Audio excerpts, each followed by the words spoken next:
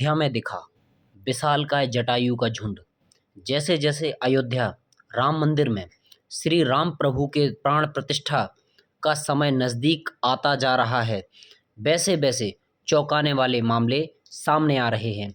हाल ही में एक विशालकाय जटायु को देखा गया।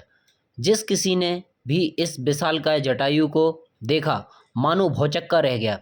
जैसा कि रामायण काल से आप सभी को पता है कि प्रभु श्री राम से जटायु पक्षी का क्या संबंध था।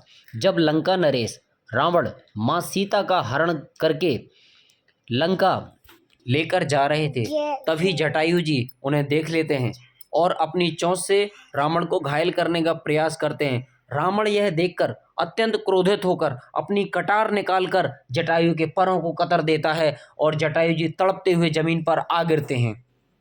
गिद्धों के राजा जटायु ने यहाँ पर एक ऐसा एग्जाम्पल प्रस्तुत किया है कि चाहे कोई कितनी भी बड़ी महाशक्ति क्यों ना हो, उन्होंने उससे टकरा गए। हमारे सामने कोई गलत कार्य हो रहा है तो उसका खुलकर विरोध करें। तो फ्रेंड्स, जटायु का बहुत बड़ा झुंड हमें देखने के लिए अयोध्या में मिला है और पता नहीं कहाँ से आए हैं। नहीं तो ये दिख भी नहीं रहे थे, कहीं पर किसी को नज़र भी नहीं आते थे। बट अभी पुष्पक विमान से लंका लेकर जाने लगता है, उसी समय गिद्धराज जटायु जी ने इतने बलशाली रावण से अपने प्राणों की परवाह किए बगैर रावण को अपनी चोंच से युद्ध करने पर विवश कर दिया। परंतु रावण ने जटायु जी की धारदार कटार से पर कतर दिए थे और वे राम राम कहते हुए जमीन पर गिर पड़े थे।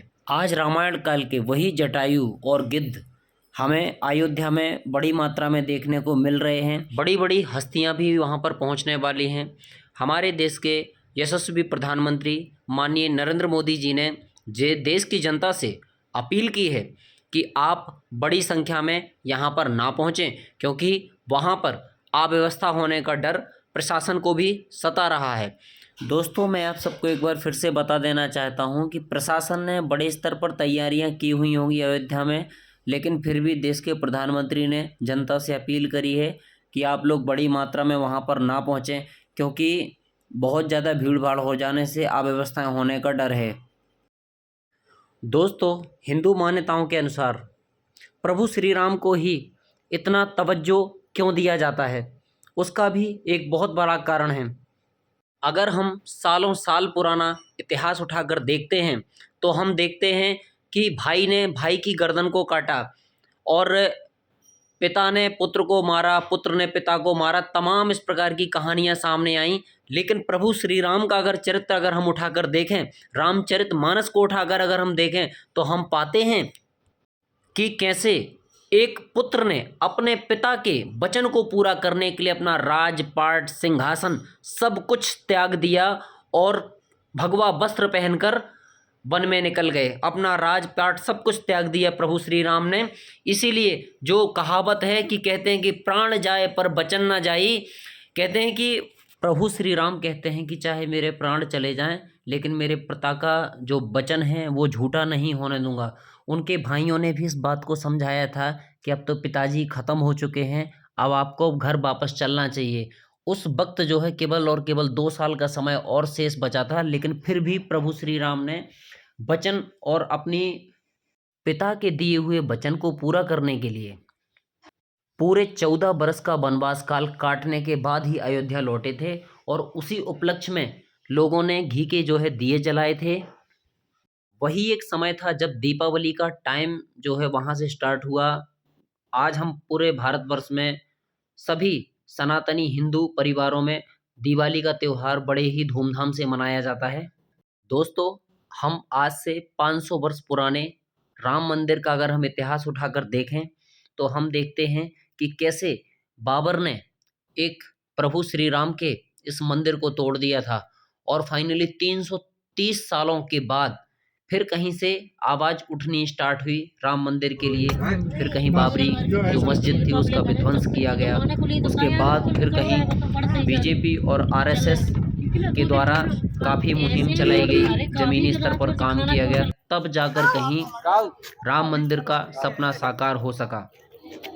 और सबसे ज़्यादा अगर मैं श्रेय की बात करूं तो उन लोगों को जाता है कि जिन्होंने प्रभु श्री राम के काज में अपने प्राणों तक का न्यौछावर कर दिया। जी हाँ दोस्तों, मैं बात कर रहा हूँ कोठारी बंधुओं की, जिनके एक ही परिवार के 2 सदस्य इस प्रभु श्री राम के काज में अपने प्राणों की आहुति दे चुके थे।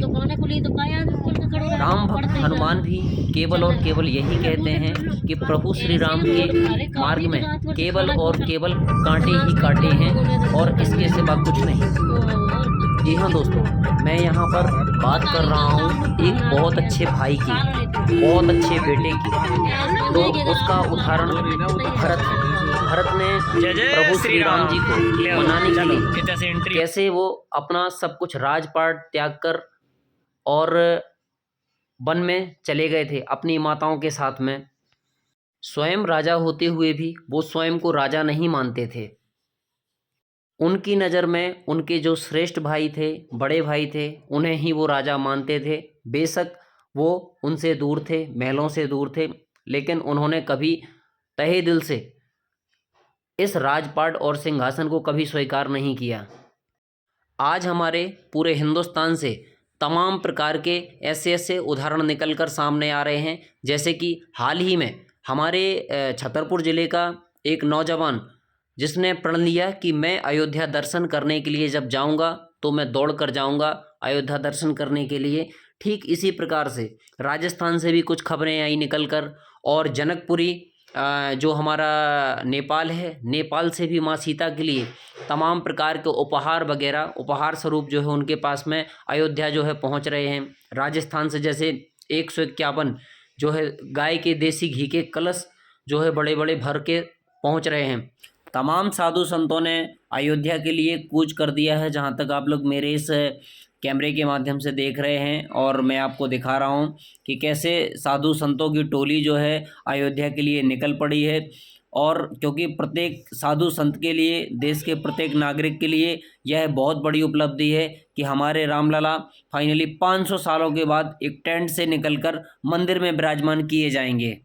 अगर मैं महिलाओं में इस लड़ाई में जो है सपोर्ट करने की अगर मैं बात करूं तो सबसे पहले नाम आता है दीदी माँ साध्वी ऋतंभरा जी का, जिन्होंने कार सेवकों के साथ कंधे से कंधा मिलाकर लड़ाई लड़ी। ठीक उसी प्रकार से उमा भारती जी का भी नाम आता है, जिन्होंने बाबरी विध्वंस में अपना अहम रोल अदा किया।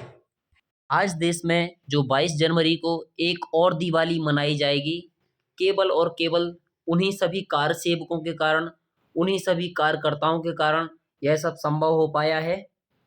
आज हम सबको बहुत गौरव का विषय है और गौरव का समय है कि हमें प्रभु श्री राम का मंदिर बनते हम अपनी आंखों से देख रहे हैं। इससे ज़्यादा हमारे लिए और सौभाग्य की बात क्या हो सकती है।